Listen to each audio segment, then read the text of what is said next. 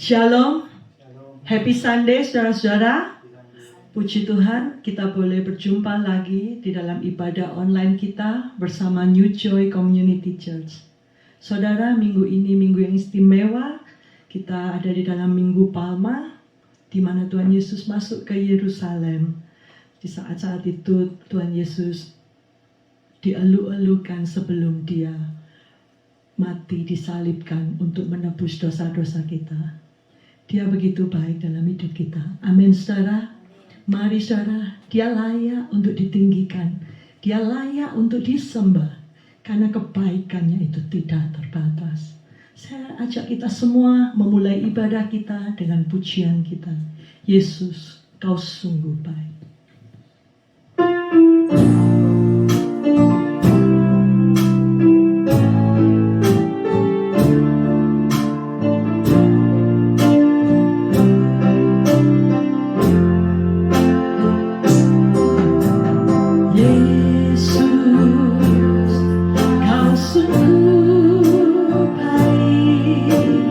Yesus, mamamu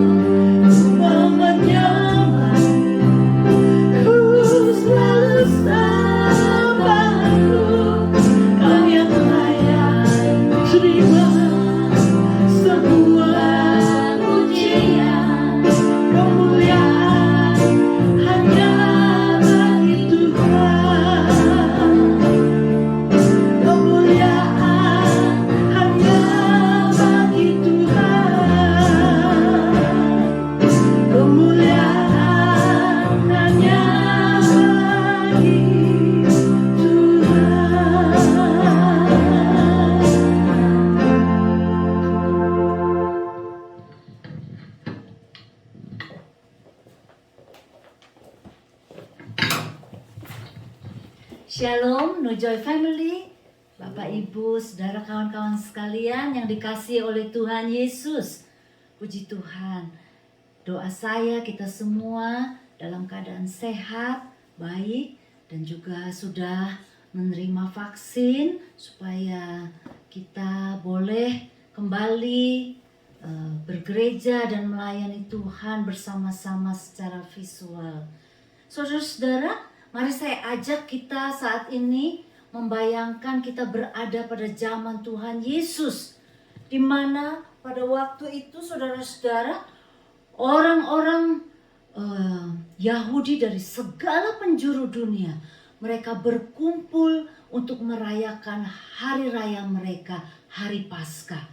Dan Tuhan Yesus masuk Yerusalem dengan mengendarai keledai, simbol dari Raja Damai. Dan banyak orang datang dengan membawa daun-daun palma, dan mereka melepas pakaian dan jubah mereka. Mereka taruh di jalan yang akan dilewati oleh Tuhan Yesus. Saudara-saudara, Tuhan Yesus menyadari bahwa waktunya singkat. Sebentar lagi dia akan mengalami penderitaan. Dia akan disiksa, dia akan disalibkan, mati, dan dikuburkan. Saudara-saudara, percaya bahwa dosa itu serius, sehingga anak tunggal Allah, anak manusia, anak domba Allah harus dikorbankan, mati untuk menebus dosa saudara dan dosa saya. Mari percaya kepada Tuhan Yesus supaya engkau mendapatkan jaminan keselamatan.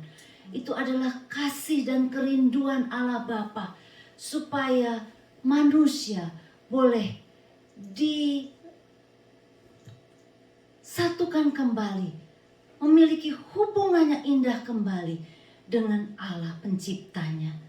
Saudara-saudara, saya ingin mengajak kita untuk menyadari saat ini kalau kita bisa bersama-sama berbakti, kita adalah orang-orang yang sudah dipilih. Ini suatu anugerah Tuhan. Kita adalah orang-orang yang dikasihi. Mari saudara-saudara, kita boleh serius memberikan hati kita, memberikan hidup kita untuk melayani Tuhan, untuk boleh menyembah Allah kita. Saya ingin ajak kita membaca bersama-sama panggilan berbakti dari 1 Petrus 2 ayat 9. Mari kita baca. Tetapi kamulah bangsa yang terpilih, imamat yang rajani, bangsa yang kudus, umat kepunyaan Allah sendiri, supaya kamu memberitakan perbuatan-perbuatan yang besar dari Dia yang telah memanggil kamu keluar dari kegelapan kepada terangnya yang ajaib. Mari kita berdoa, saudara. Terima kasih Tuhan, karena Engkau memilih kami menjadi orang-orang tebusan, menjadi anak-anak-Mu. Tuhan Yesus, terima kasih untuk pengorbanan-Mu di kayu salib. Terima kasih Engkau adalah Raja Damai. Kami mengucap syukur, biarlah kesempatan yang ada ini, dari waktu hidup kami yang singkat ini, kami boleh pakai untuk merespon kasih Tuhan yang besar, supaya kami boleh hidup bersama-sama Tuhan selama-lamanya. Terima kasih Tuhan Yesus, kami mau Engkau memimpin hidup kami. Tuhan Yesus, terima kasih, biarlah hadirat-Mu boleh kami rasakan saat ini. Berbicaralah dan beracara di tengah-tengah kami Tuhan. Kami rindu Tuhan Yesus untuk mengenal Tuhan secara pribadi, untuk boleh merespon cinta Tuhan, untuk kami boleh hidup setia kepadamu. Terima kasih Tuhan Yesus, lawatlah setiap anak-anak Tuhan. Biarlah Tuhan kami boleh melepas segala beban kami. Biarlah kami boleh menyerahkan di bawah kaki Tuhan apa yang merintangi kami. Biarlah kami boleh hidup berdamai dengan Tuhan. Terima kasih Tuhan Yesus. Kami rindu Tuhan Engkau melawat hidup kami. Kami rindu Tuhan untuk boleh hidup menyenangkan hati Tuhan. Terima kasih Tuhan Yesus. Biarlah Engkau mau mengampuni segala dosa dan kesalahan kami. Biarlah kami boleh percaya bahwa dosa itu mengupahkan maut. Dan kami boleh melepaskan dosa kami. Kami boleh minta ampun kepada Tuhan. Dan boleh menjalani dan mengisi hidup kami ini dengan hidup yang menyenangkan hati Tuhan. Terima kasih Tuhan Yesus. Kami menyerahkan ibadah kami. Kami percaya bahwa segala pertolongan kami datangnya daripada Tuhan pencipta langit dan bumi. Biarlah Allah Bapa, Allah Putra, dan Allah Roh Kudus memberkati kebaktian kami ini. Terima kasih Tuhan. Dalam nama kami berdoa. Amin. Tuhan memberkati. Puji Tuhan, saudara-saudara, siap memuji Tuhan? Amin. Siap bersorak-sorai buat Tuhan? Amin. Mari kita bangkit berdiri sekali lagi. Kita mau menaikkan pujian sukacita kita. Saudara siap untuk memberitakan berita sejahtera itu? Amin. Di mana kita diperdamaikan dengan Allah Bapa melalui pengorbanan Yesus Kristus. Mari naikkan pujian. Hey venue shalom, Alleluia. Hey venue shalom, Alleluia. Hey venue shalom, Alleluia. Hey venue shalom, shalom, shalom, Aleichem. Heaven you shalom, Aleichem. Heaven you shalom, Aleichem. Heaven you shalom, Aleichem. Heaven you shalom, shalom, shalom, Aleichem. Heaven you shalom, Aleichem. Heaven you shalom, Aleichem. Heaven you shalom, Aleichem. Heaven you shalom, shalom.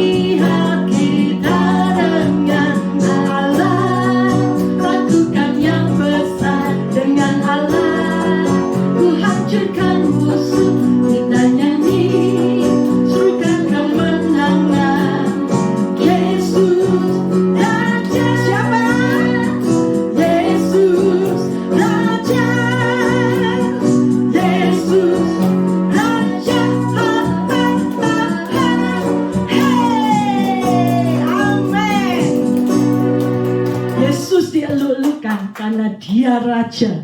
Dia raja atas segala raja yang akan memerintah bersama-sama dengan kita nanti, saudara. Amin. Allah kita Allah yang sangat luar biasa. Kebaikannya tidak ada habisnya dalam hidup kita. Haleluya, haleluya. Silakan duduk, saudara. Mari persiapkan hati kita untuk mendengarkan firman Tuhan. Saya rindu untuk mengajak kita menaikkan pujian. Shout to the Lord.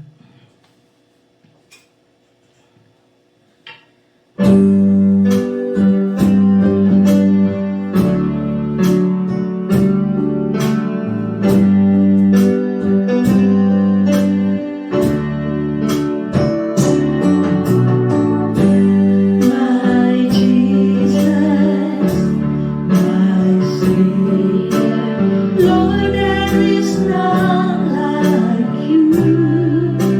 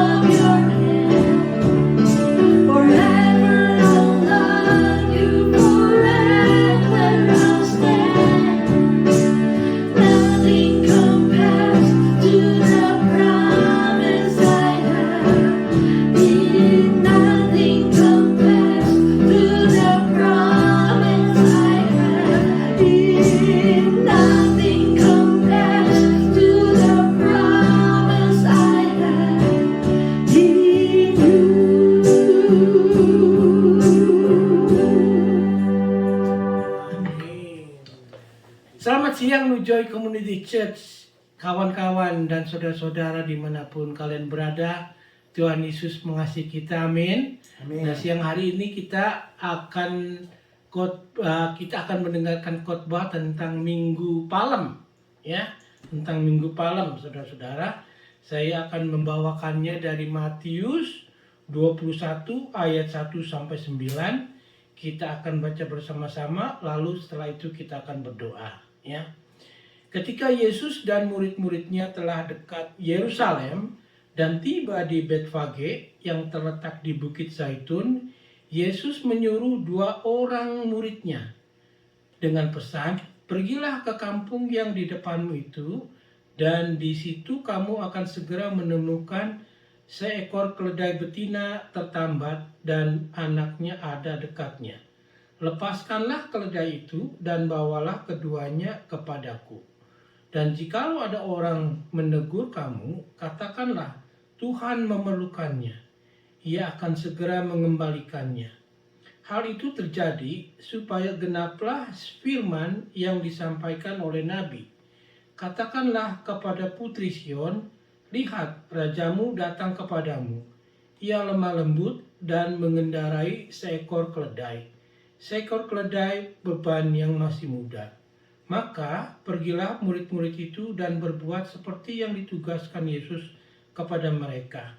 Mereka membawa keledai betina itu bersama anaknya, lalu mengalasinya dengan pakaian mereka, dan Yesus pun naik ke atasnya. Orang banyak yang sangat besar jumlahnya menghamparkan pakaiannya di jalan.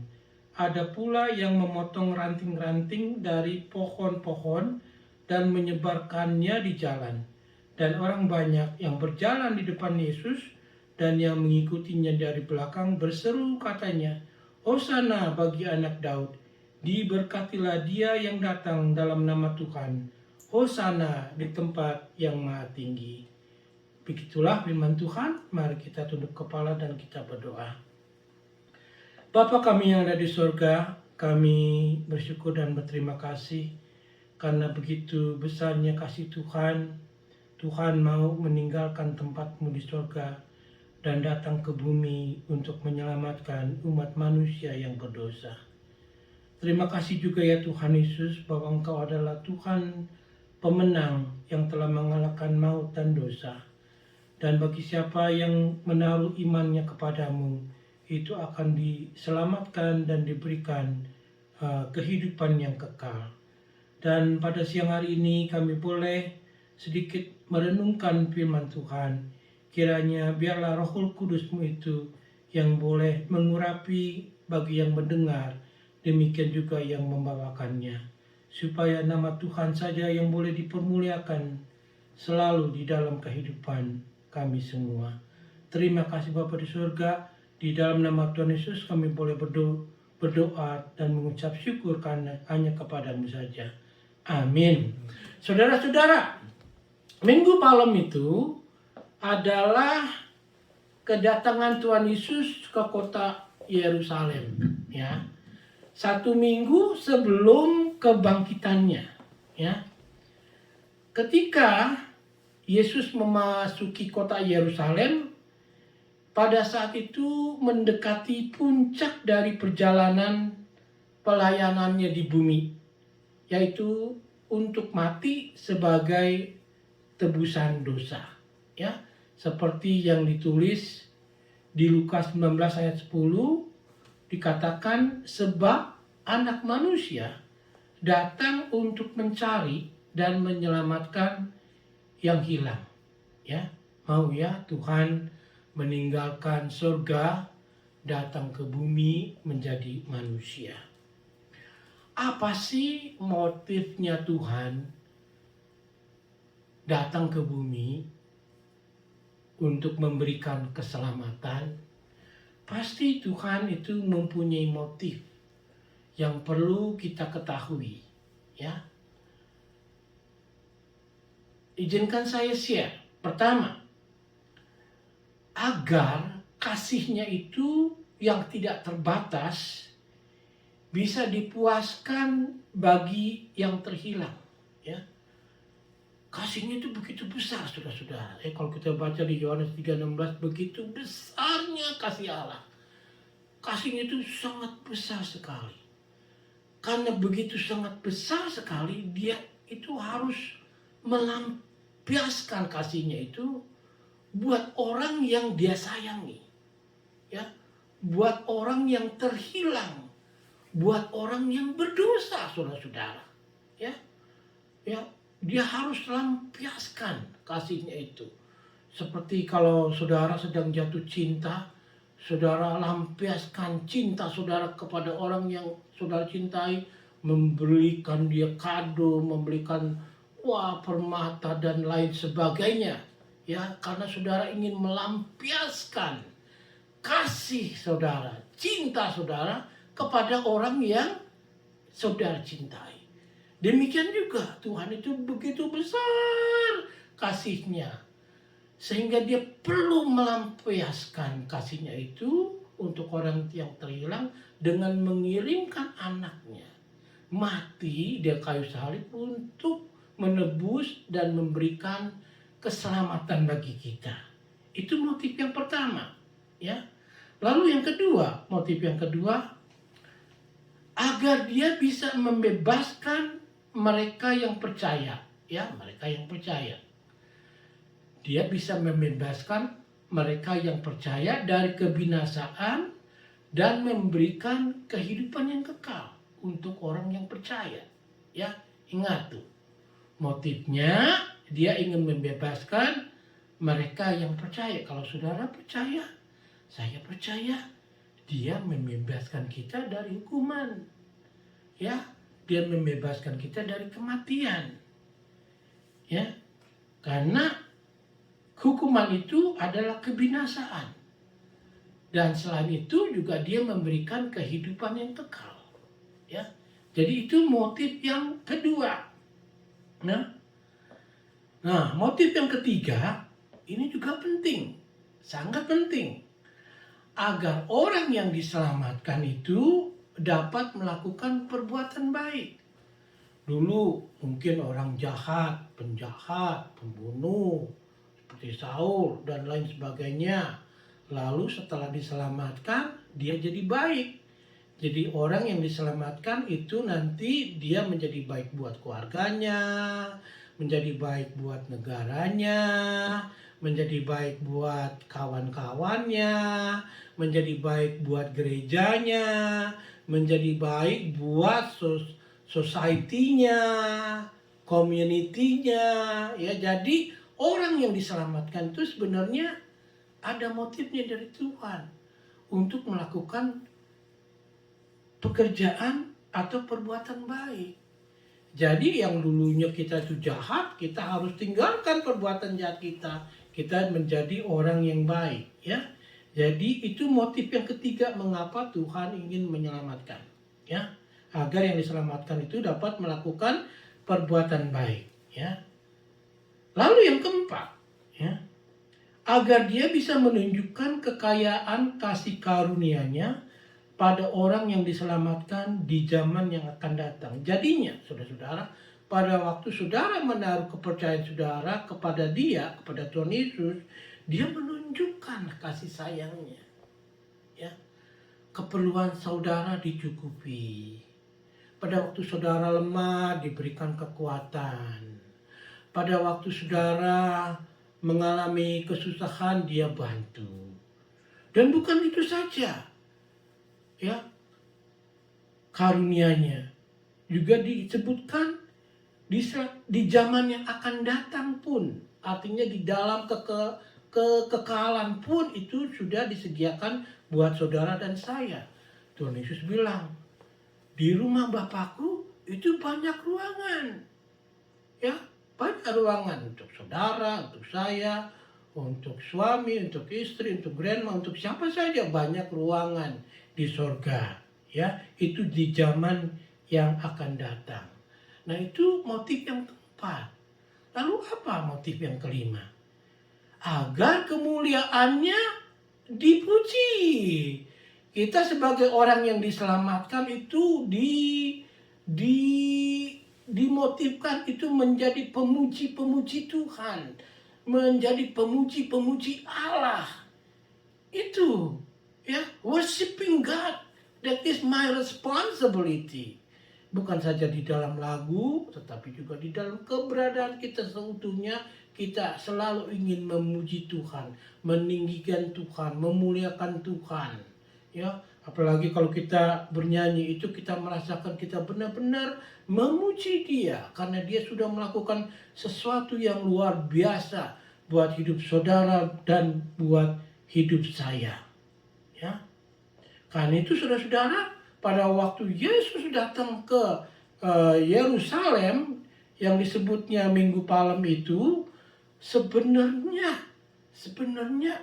itu adalah minggu-minggu nanti dia akan masuk ke dalam kesengsaraan, ya, ke dalam sengsaraan. Tetapi orang-orang pada zaman itu menyangkanya bahwa inilah Mesias yang mereka tunggu, ya. Tetapi ternyata nanti Tuhan Yesus itu akan disalib. Nah, jadi saudara-saudara, coba kita perhatikan peristiwanya begini, saudara-saudara.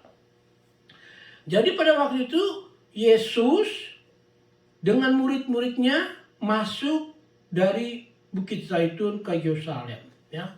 Lalu setelah dekat Yerusalem itu dia menyuruh 2 muridnya pergi ke desa Betfage untuk meminjam keledai muda yang tertambat yang belum ditunggangi orang, ya. Nah, mereka pergi ke desa Betfage, lalu tanpa nanya, tanpa apa duluan, lalu mereka melepaskan keledai itu. Nah, tahu-tahu yang punya keluar, ditanya, mau diapain itu? Lalu disebut Tuhan memerlukannya, ya. Lalu dikatakan tanpa berkata apapun mereka membiarkan mereka mengambil keledai itu.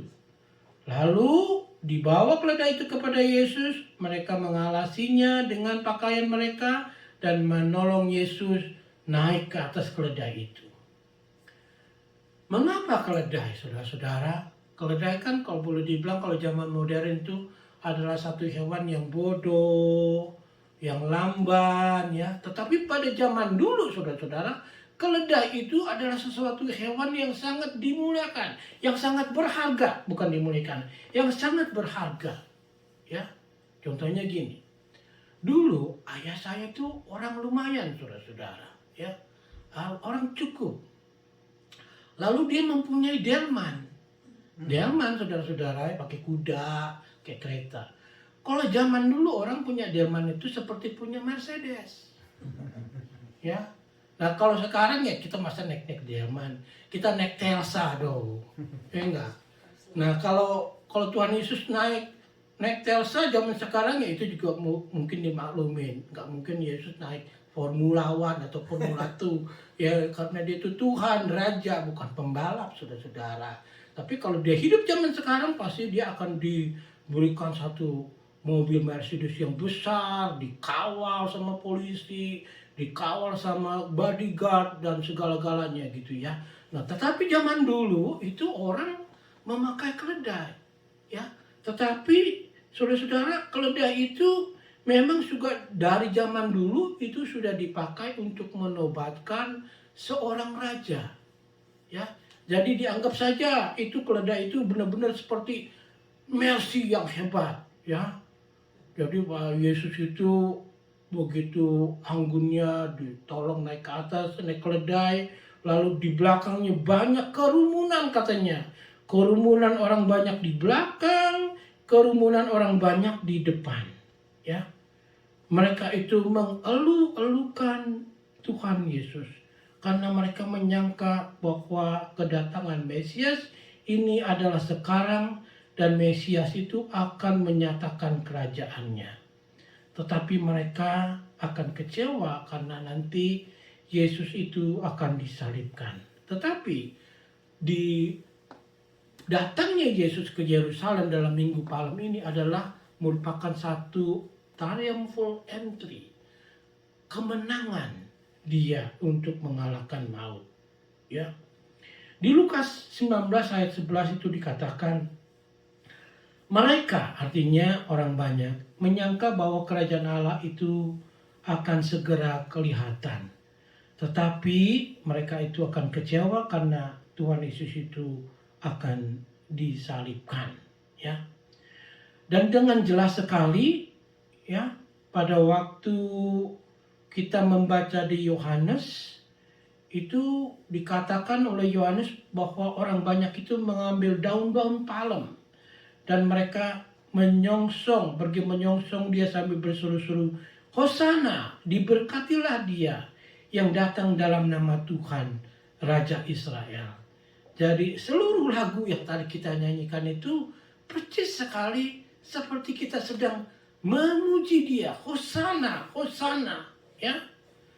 Raja Yehu juga pernah mendapatkan penghormatan seperti ini. Dia naik keledai dan dimahkotai sebagai raja. Tetapi ada sekelompok orang yang tidak menyukai Yesus itu dipuja-puja. Yaitu siapa? Pasti pemimpin-pemimpin agama, yaitu orang-orang Farisi. Sehingga mereka mengatakan, Guru, mengapa mereka memuji-mujimu? Suruhlah mereka itu berhenti, ya. Suruhlah mereka berhenti. Tetapi Yesus berkata, Aku berkata kepadamu, jika mereka ini diam, maka batu ini akan berteriak, ya. Jadi setiap bangsa apa saja yang sudah diselamatkan, kalau tidak meneruskan iman percayanya, maka bangsa lain pun bisa memuji Tuhan, ya. Jadi kita harus pegang itu iman percaya kita sampai seumur hidup kita, sampai anak cucu kita, ya, supaya mereka terus boleh beriman. Karena mengapa? Ini satu perbuatan yang sangat besar, satu event, satu peristiwa yang sangat besar. Karena 500 tahun sebelumnya ini pun sudah dinubuatkan, ya, oleh Nabi Zakaria, di mana Yesus itu akan masuk ke Yerusalem, ya, dan orang-orang itu akan mengeluh-ngeluhkan dia, ya. Zakaria 9 ayat 9 ditulis begini, bersorak-soraklah dengan nyaring, hai putri Sion, bersorak-sorailah hai putri Yerusalem, lihat rajamu datang kepadamu, ia adil dan jaya, ia lemah lembut dan mengendarai seekor keledai beban yang mudah.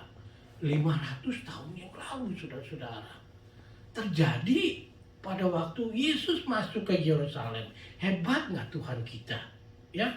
Dan itu dikatakan saat itu benar-benar orang itu bersukacita, ya, bersukacita. Saat itu benar-benar penduduk Yerusalem itu menyambut raja mereka, ya. Raja yang kelihatannya memang lemah lembut di atas keledai. Itulah Yesus. Itulah Yesus. Sampai sejauh mana kita mengenal Yesus, saudara-saudara? Siapa Yesus ini sebenarnya, saudara-saudara? Sebagian besar kita sudah tahu dia adalah juru selamat. Tetapi mari kita kupas lagi tentang dia. Yesus Kristus sering dikatakan atau disebut Yesus from Nazaret. Betul? Yesus orang Nazaret. Memang benar, dia itu lahir di Bethlehem, tetapi dia dibesarkan di Nazaret. Karena itu dia disebutnya Yesus orang Nazaret. Kalau saudara melihat salib, di bawahnya itu ada huruf I-N-R-I. I-N-R-I, ya. Itu di dalam bahasa Latinnya itu dikatakan Yesus Nazarenus Rex Ludaiorum. Artinya Yesus orang Nazaret, King of the Jews. Yesus orang Nazaret, raja orang Yahudi. Nah, kalau kita terjemahkan dari bahasa Ibrani, itu dikatakan Nazari, yang bisa berarti orang dari Nazaret. Tetapi yang lebih bagusnya lagi, itu dia dikatakan sebagai sang tunas. Ingat kalau kita baca Mazmur, ya, ada tunas yang baru, ya, dari Daud itu punya Mazmur. Ada tunas yang baru yang muncul, ya, yang muncul. Dia itu menjadi juru selamat. Kalau Paulus lebih indah lagi, dikatakan begini di Kolose 1:15, dia memberikan satu ungkapan yang begitu indah sekali, saudara-saudara. Dia katakan, Paulus mengatakan begini, ia adalah gambar Allah yang tidak kelihatan, yang sulung, lebih utama dari segala yang diciptakan. Coba saya ulang lagi ya. Ia adalah gambar Allah yang tidak kelihatan, yang sulung, lebih utama dari segala yang diciptakan. Ya, kita simak. Ini banyak yang pentingnya. Apakah dia diciptakan? Apakah dia diciptakan? Tunggu dulu. Nah, dia tidak diciptakan. Ya, kita pelajari yang dari awal. Dia itu adalah gambar dan anak sulung. Kata gambar ini pasti mengacu kepada pengertian tentang rupa. Ya enggak? Gambar mengacu kepada rupa. Ya. Kalau saya mempunyai gambar di sini, itu gambarnya saya. Ya, rupanya saya. Enggak mungkin gambarnya saya, gambar rupanya keledai. Pasti Pak Leo. Ya. Jadi begitu, gambar Allah. Jadi mengatakan atau memberikan pengertian tentang rupa. Contohnya, telur sama telur, sama enggak? Sama, ya. Lalu kalau saya menulis salinan asli saya, lalu istri saya menyalin dari tulisan saya, sama enggak? Sama, nggak mungkin dia tambahkan atau kurangin, pasti sama. Jadi begitu, gambar itu, ya, gambar itu merupakan penjelasan tentang rupa atau sifatnya, keadaannya, dan itu merupakan sesuatu yang sepertinya seringkali saya punya anak laki, mukanya hampir sama deh seperti saya, ya, hampir sama. Ya, hampir sama. Ciri-ciri orang tua pada anak itu ada. Demikian juga ciri-ciri Allah Bapa sama dengan ciri-ciri anak Allah. Ya, ciri-ciri anak Allah. Nah, di Yohanes 3:16 ditulis begini. Karena begitu besar kasih Allah akan dunia ini, sehingga ia telah mengaruniakan anaknya yang tunggal. Ya, supaya setiap orang yang percaya kepadanya tidak binasa, melainkan beroleh hidup yang kekal. Nah, anak Allah. Apakah Allah itu nikah? Apakah Allah itu punya anak? Enggak, saudara-saudara. Ya misalkan kalau kita menerjemahkan sesuatu perumpamaan. Saya mengutip dari seorang hamba Tuhan namanya Bambang Norsena. Dia mengatakan begini, kalau kita mengatakan anak bangsa, apakah bangsa itu beranak? Enggak dong. Misalkan Pak Leo adalah anak bangsa Indonesia, artinya saya orang Indonesia. Nggak mungkin saya anak bangsa Indonesia lalu saya orang Eropa. Nggak mungkin. Saya adalah anak bangsa. Apa bangsa beranak? Enggak, ya. Itu mengartikan. Seperti juga kalau misalkan dia mengatakan anak tangga. Apa anak tangga itu beranak? Apakah tangga itu menikah? Enggak. Tetapi tangga itu mempunyai anak-anak tangga. Jadi anak tangga itu tidak beranak, tetapi dia mempunyai anak-anak tangga. Ya demikian juga yang dikatakan mengenai anak tunggal Allah, itu adalah dia sendiri. Ya. Dan diperanakan tidak berarti bahwa Tuhan kita itu adalah satu-satunya anak Allah. Tetapi dia itu sebagai anak Allah satu-satunya yang merupakan ketuhanan. Dia itu sebagai anak itu ada ketuhanannya. Ada ketuhanannya. Ya, begitu unik. Ya. Jadi bukan diperanakan tetapi dia sudah ada. Ya, sudah ada, dia sudah adalah satu generasi yang kekal, ya, generasi yang kekal.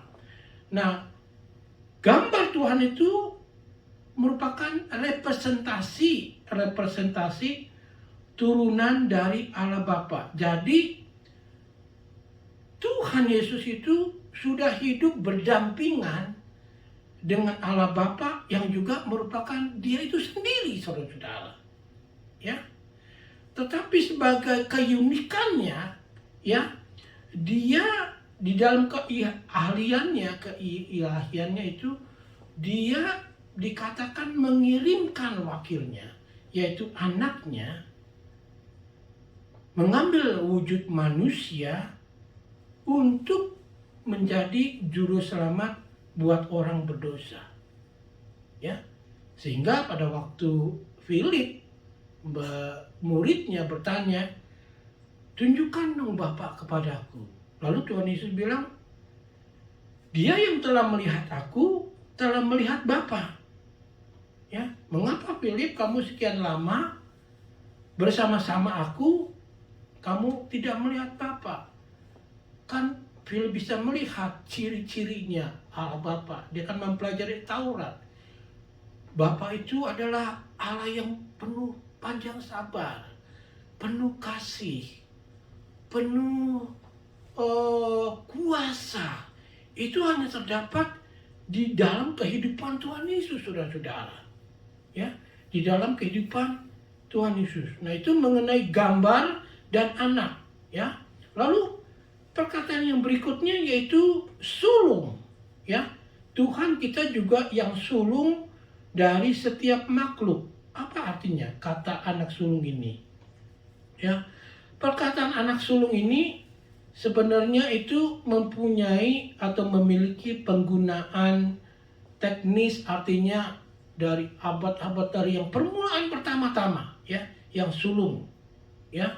Memang kadang-kadang agak sulit saudara-saudara untuk dikemukakan maknanya, tetapi sulung ini mengartikan, menyiratkan prioritas dari semua ciptaan. Dia yang pertama, ya. Tetapi bukan diciptakan. Dia adalah ciptaan pertama yang menciptakan. Saudara-saudara, ya. Dia yang diciptakan tetapi juga mencipta. Diciptakan. Ya. Karena itu dalam arti kata dia itu tidak diciptakan. Dia itu abadi. Ya, dia itu abadi, dari awal sudah ada dia. Ya. Lalu berikutnya Paulus itu berkata begini, karena oleh dia segala sesuatu diciptakan. Ya. Jadi dia diciptakan tetapi juga dia mencipta, dia adalah pencipta itu saudara-saudara. Ya. Dan pertama dalam urutan ciptaan, artinya dia tuh sudah ada dari dulu. Dia adalah pencipta kita. Dia adalah pencipta alam semesta. Dan juga dia adalah pencipta surga. Ya. Dia bukan yang pertama dalam urutan penciptaan, dia itu adalah pencipta itu sendiri. Ya. Kalau di Wahyu 3:14 itu ditulis begini. Dan tuliskanlah kepada malaikat jemaat di Laodikia, inilah firman dari Amin, yaitu dia, saksi yang setia dan benar, permulaan dari ciptaan Allah.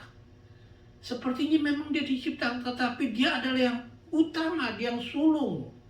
Dan dia itu juga adalah pencipta. Ya. Jadi kalau boleh dikatakan Allah Bapa mencipta dengan kuasanya, Anak Allah itu mencipta dengan kasihnya, dan Roh Kudus itu mencipta dengan penyertaannya di dalam dunia ini. Tiga-tiga bersama-sama mencipta. Ya, karena dikatakan di Kejadian, marilah kita. Ya, marilah kita. Tetapi bukan satu menjadi tiga, tetapi tiga di dalam satu. Ya. Nah, yang berikutnya itu ada perkataan awal, ya. Ada itu dikatakan awal. Awal udah pasti mempunyai arti yang pertama dalam sebuah rangkaian, ya, sebuah rangkaian, atau juga pencetus. Pak Karno, Presiden Soekarno adalah pencetus kemerdekaan Republik Indonesia. Presiden Soekarno, bukan presiden yang kedua atau yang ketiga, tetapi Presiden Soekarno, pencetus kemerdekaan. Ya. Nah, demikian juga Tuhan itu adalah yang pertama. Dia pencetus untuk penciptaan, ya. Dia itu pencipta, dan dia itu juga adalah yang sulung, yang pertama dari semua ciptaan, ya. Jadi kalau dia pencipta yang sulung, seluruh kedaulatan dalam penciptaan itu ada di tangan dia, ya, ada di tangan dia. Semua alam semesta itu ada di tangan dia. Karena itu hebat, mau ya datang ke dalam dunia. Karena dia begitu besar kasihnya kepada ciptaan tangannya, kepada orang-orang ciptaannya yang sudah berdosa. Dan dia mau datang, dia mau tebus karena besar kasihnya. Sehingga dia ingin lampiaskan kasihnya itu untuk orang-orang yang berdosa. Dia datang untuk saudara dan untuk saya. Ya, apa salahnya kita setelah kita jatuh dalam dosa? Salahnya kita melanggar hukum Allah. Apa itu hukum Allah? Hukum Allah itu ada dua sebenarnya, ya.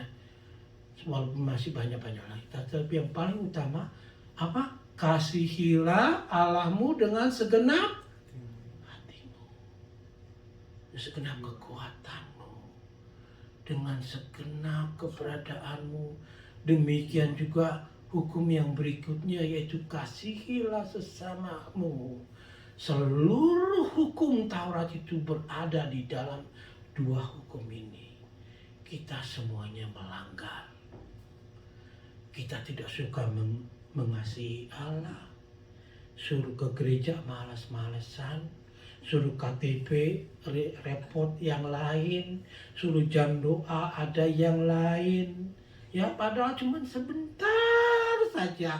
Kalau kita ingat dia sudah memberkati kita, sudah memelihara kita, sudah memberikan keselamatan kepada kita, sebentar saja buat Tuhan.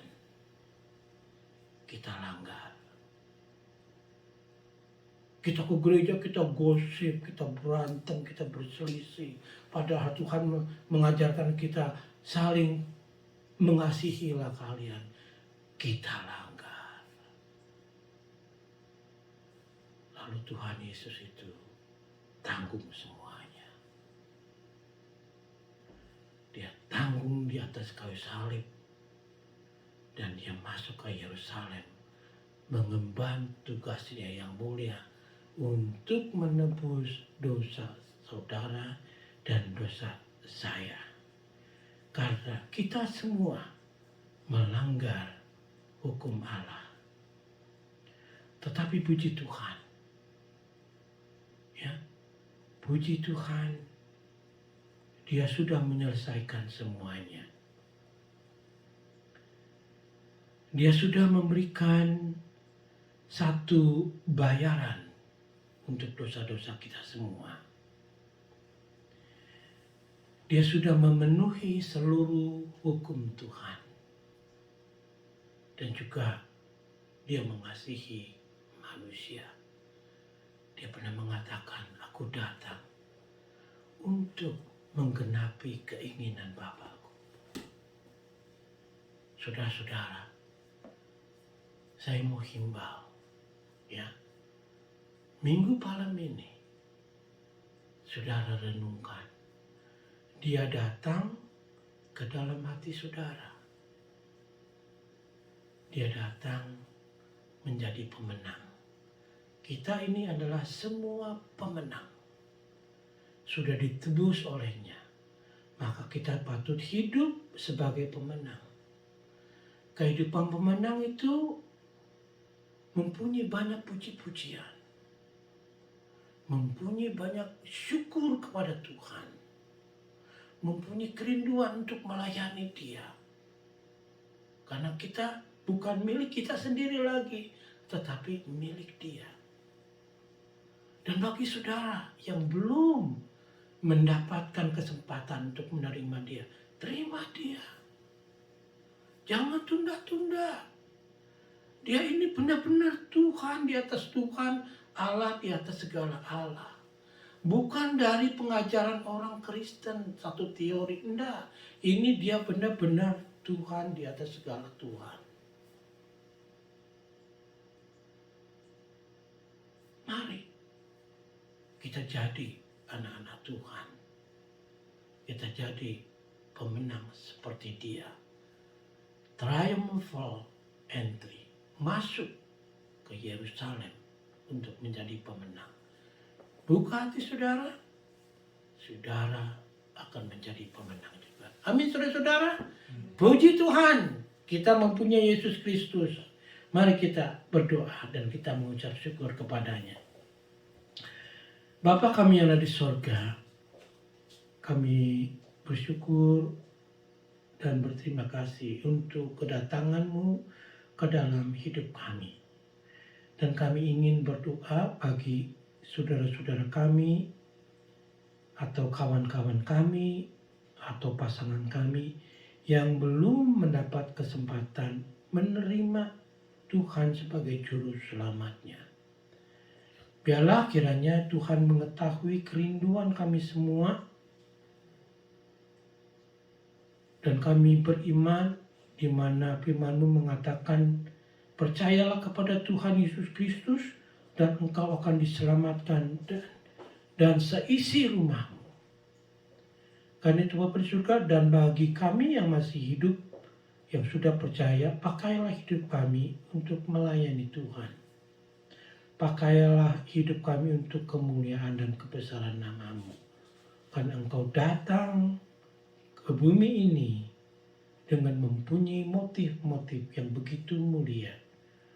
Untuk kami boleh diselamatkan, untuk kami boleh menjadi alat Tuhan, untuk perbuatan yang baik termasuk penginjilan, melayani Tuhan, memuji Tuhan, dan baik kepada sesama, dan terutama juga mengasihi Tuhan. Terima kasih Tuhan Yesus untuk segala kasih, sayang, dan anugerah-Mu yang begitu besar sekali.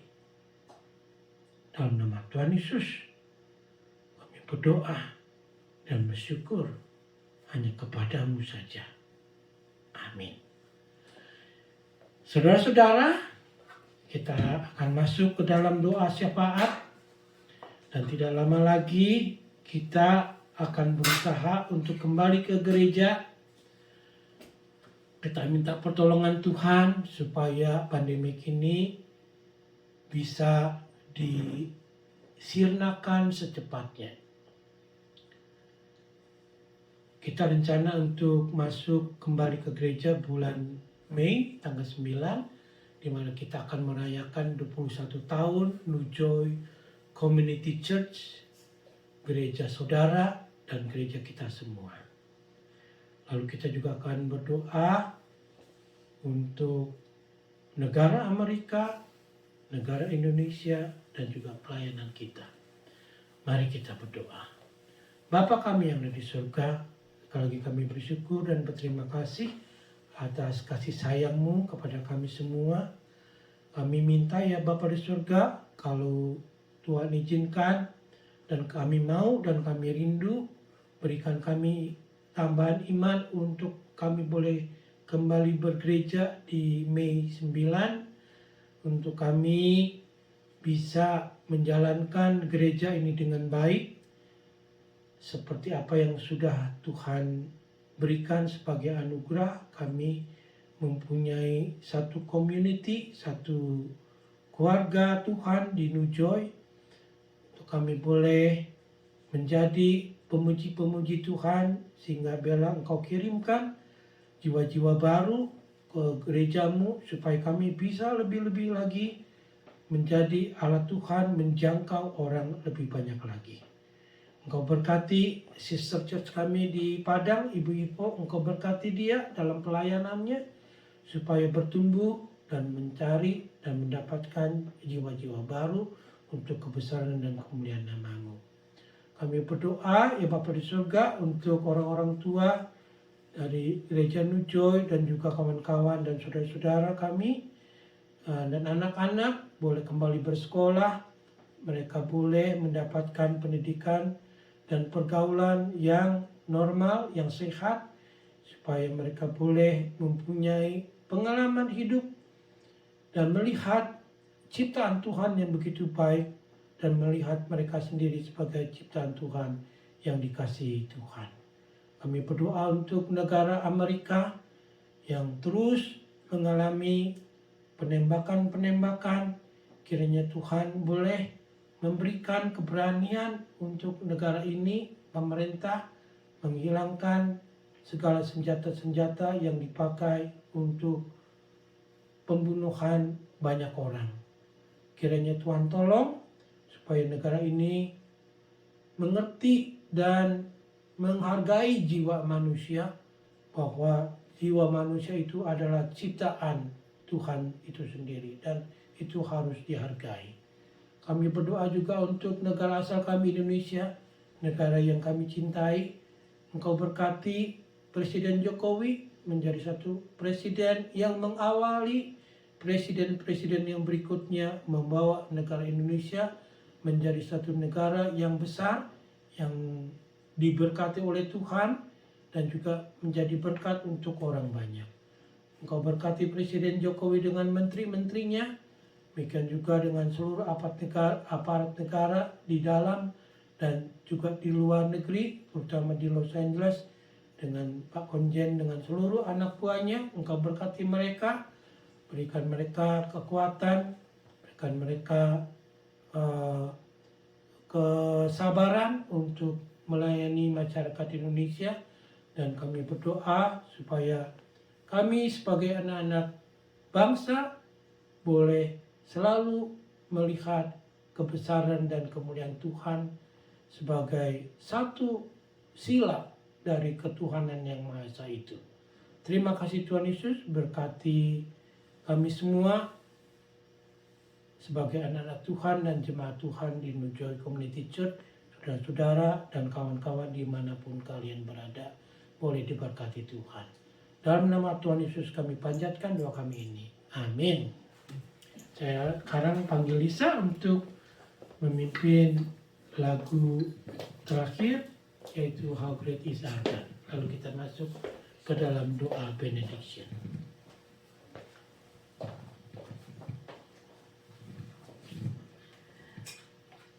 Mari kita mengucap syukur, saudara. Kita mau bersama-sama naikkan pujian How Great Is Our God. How great is our God. Sing with me, how great is our God.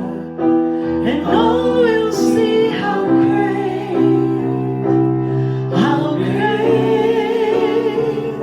is our God.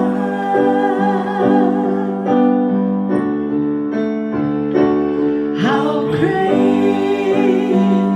is our God.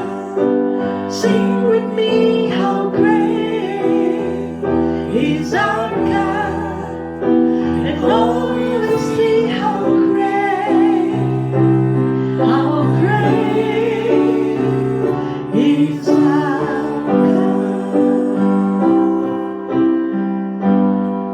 Jemaat yang Tuhan Yesus kasihi, biarlah kasih setia Allah Bapa, kasih karunia Tuhan kita Yesus Kristus, dan persekutuan dari Allah Roh Kudus selalu tercurah kepadamu sekalian, dari siang hari ini sampai selama-lamanya.